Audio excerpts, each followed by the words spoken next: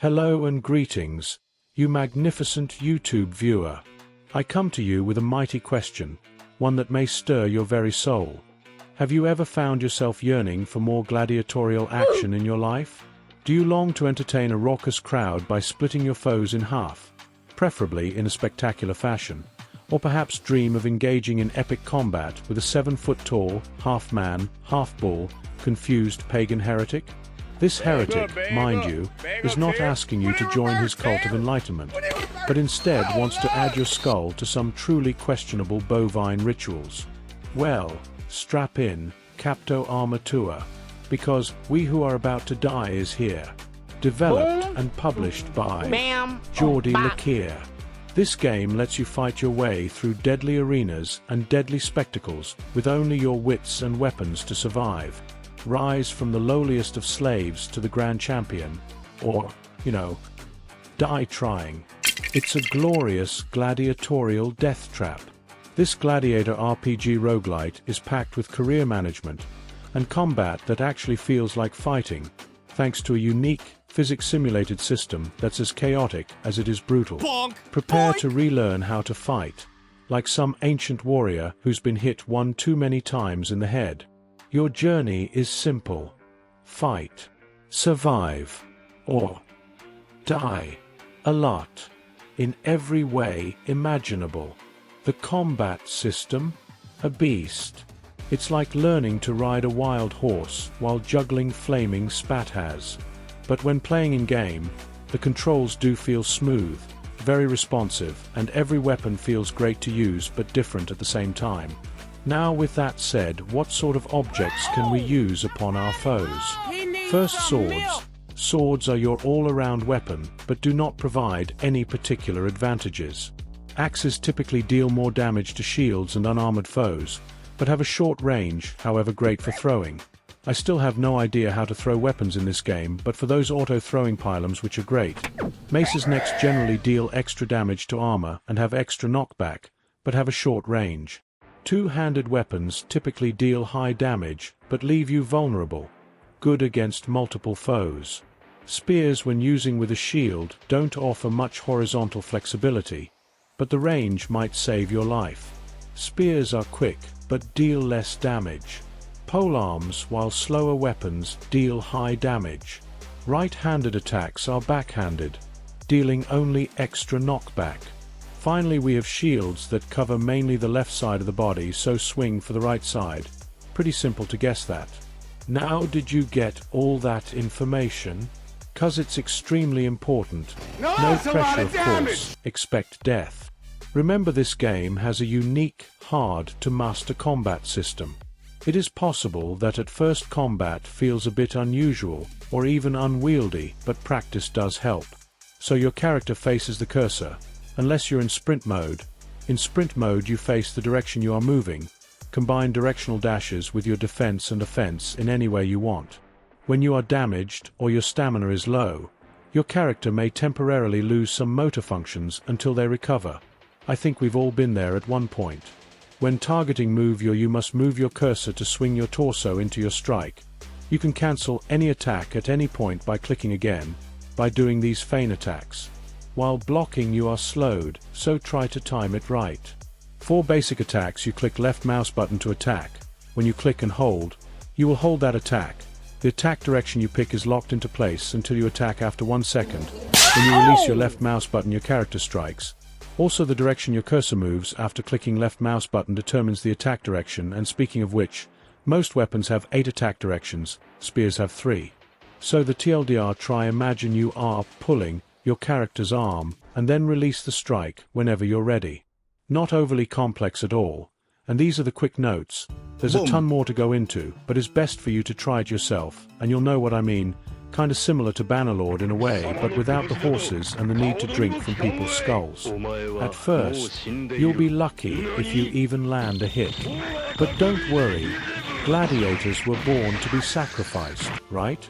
So, you'll control every movement, every dodge, every strike, every desperate scream of anguish, as you learn how to use your momentum to smash your enemies.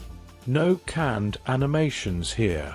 Just pure, unfiltered blood and guts action. pressing random buttons like a panicked chicken? That'll just send you to an early grave. Faster than you can say, Veil Dulcis Libertas. Master the art of gladiatorial combat and you'll start to land blows with precision, find weak spots on your enemies, and eventually, oh yes, you'll make your own unique moves, fighting like a true legend, or dying like a forgettable minion. It's a hard-knock life, Gladiator. This is an unforgiving roguelite experience where your gladiator has only one life. One. Just one. So use it wisely as you claw your way from the pit, to the arena, and eventually to the grand stadium. Win glory, fame, and a sea of adoring, and possibly bloodthirsty, fans. Or, enter the afterlife with a few more glory points on your head. So, how does this wild ride of a game kick off? Buckle up, because we're diving headfirst into the chaotic circus of gladiatorial glory. First things first, you'll choose a poor soul, destined to either bask in the spotlight of fame or become the latest addition to the compost heap. Meet our cast of characters. There's the trained aspirant, looking to make a name for themselves in a brutal world, a thrill-seeking civilian who thinks bungee jumping off the cliffs of Dover was a little too mainstream, the criminal scum who might just have robbed the local bakery and probably ate the evidence, the desperate politician, relatable in every way, especially when it comes to bending the truth, the veteran aspirant, whose battle scars tell more stories than your grandpa at Thanksgiving, the slave who's just trying to survive, and let's not forget the blacksmith's apprentice, who probably spent more time milling about than on his craft. Each character comes with an auto-generated backstory that's juicier than your favorite Korean drama, complete with unique goals and challenges. For instance, the trained aspirant dreams of reaching the highest rank in the arena, because who doesn't want to be a glorified punching bag?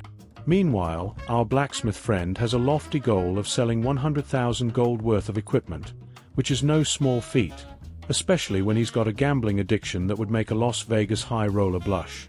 Speaking of character traits, get ready for a whirlwind of RNG that would make Zeus himself weep with envy. You might snag a perk like adept footwork for a 25% boost in movement skills, or something more dubious like hammer time, which boosts blunt damage but makes you less effective with other weapons. And beware the unlovable trait, because if the crowd isn't cheering for you, they're probably throwing rotten tomatoes instead. There's also the machismo trait, which turns you into the Giga Chad of your dreams, but leaves you too proud to wear any armor. Who needs protection when you've got dazzling pecs? Now, let's talk about the character menu, shop, and the shiny side menus. Over on the left, you'll find the vendor selling items that change weekly, kind of like a clearance sale at a garage sale, but with more blood and guts. You can influence the blacksmith to re-roll his inventory, but it'll cost you some fame. So be prepared to kiss a few rings. You can equip your gear, repair it, which takes a week, because, let's face it, blacksmiths aren't known for their work ethic, and stash some extra goodies in your auxiliary inventory. And let's not forget about managing your health, because in this game, healthcare isn't free. You'll need to cough up some gold to mend wounds, unlike those lucky Commonwealth countries. Next up is the utility menu, your behind-the-scenes control center. Here you can handle everything from mending wounds to bribing patrons. More on that later. You can also invest in your future characters, so you're not perpetually broke. Upgrading your Scolo training facility is key, because who wouldn't want a better physician for a fraction of the price? You can even bribe locals to join your entourage. Who wouldn't want a few more plebs on their side for those tricky fights? On to the character menu, where you can gawk at your stats like a proud parent at a school play. Here, you can track everything from your strength to your patron favor, which determines whether you get a helping hand or a swift kick while you're down. Favorable patrons might make your fights easier, while the not-so-friendly ones will ensure you see more dirt than a pig at a mud wrestling match. And now, the moment we've all been waiting for. The battle menu. Here, you'll choose your combat fate from a delightful selection of match types that change weekly. Do you want a classic one-on-one showdown, or are you feeling adventurous enough to take on a horde? Just remember, the more foes you face, the bigger the payday, but also the higher the chance of becoming a bloody mess. Now, when it comes to combat, hold on to your helmets because things get a little wacky. This game boasts a unique, hard-to-master combat system at first. It might seem clunky, but practice makes perfect. Weapons? Oh, we've got them all. From trusty swords that are good at everything but great at nothing, to axes that can throw shields out of whack like a toddler in a tantrum. Maces are your go-to for armor damage, and spears give you that sweet reach. Just don't forget to dodge the incoming blades of death aimed right at your jugular. In conclusion, We Who Are About to Die is a glorious mashup of swords and sandals and totally accurate battle simulator, packed with ragdoll physics and a hefty dose of hilarity. It's a straightforward premise. Fight to the death or fight to become a legendary hero. With a small but dedicated dev team behind the scenes, this game is constantly evolving, and I can't wait to see where they take gladiatorial combat next. So, grab your gear and dive in. Check it out on Steam, and who knows? You might just become the next arena legend, or the latest compost heap addition. To those about to die, I salute you. This is Crazy Crow. Deuces my dudes.